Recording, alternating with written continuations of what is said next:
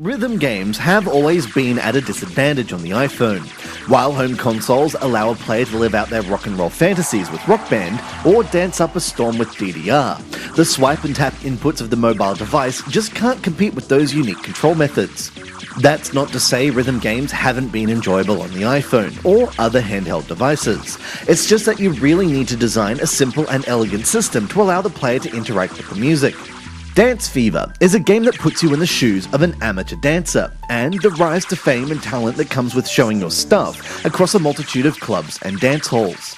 Sadly though, this experience is marred by a slow gaining experience system and overly complicated core mechanics. Let us explain. Each new dance location is locked until you level up your character. Luckily, each location has a huge amount of dance tracks to choose from, with more unlocking as you continue to fill the meter to master the stage over and over again. Once you pick your song and the game loads, things get intense. There are three main methods of control: swiping moves, tap moves, and collecting golden notes for extra points when they appear. The first problem arises in that while playing the game, you can't rest your eyes on any particular section in the screen.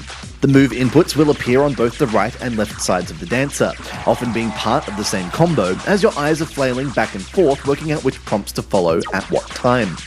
Luckily, you can swipe anywhere on the screen, but when the tap prompts appear, you have to actually tap on the area itself for it to register. As if this wasn't confusing enough, then you have the question mark moves. Often these will come in at the end of a series of swipes. To finish the combo, you have to swipe in the correct direction. This prompt flashes intermittently at the top of the screen, causing your eyes to have to scan yet another section of the user interface. Oh, and when the notes appear at the end of a chain combo, or when you hit your frenzy meter, good luck taking out time from the dance moves to actually collect any of them. Really, the whole experience leaves you feeling disoriented and annoyed when the song finishes. And perhaps it's because it's so difficult to have a good run, but the experience gained at the end of a song during our play was so minuscule that it would take an extreme dedication to level up and gain access to the new areas available. Or you could just buy your experience through in-app purchases. But if the slow trickle of experience is to facilitate the player spending money, then it's another mark against the game. Which is a real shame because a lot of effort has been put into the dance animations themselves. It's just that you don't have the time while playing to appreciate it.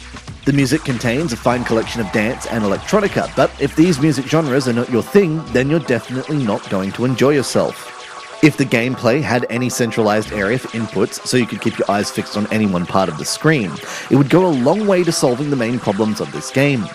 As it stands, rhythm game and dance music fans might garner some enjoyment out of Dance Fever, but for the casual rhythm game fan, there are much better entries into this genre on offer.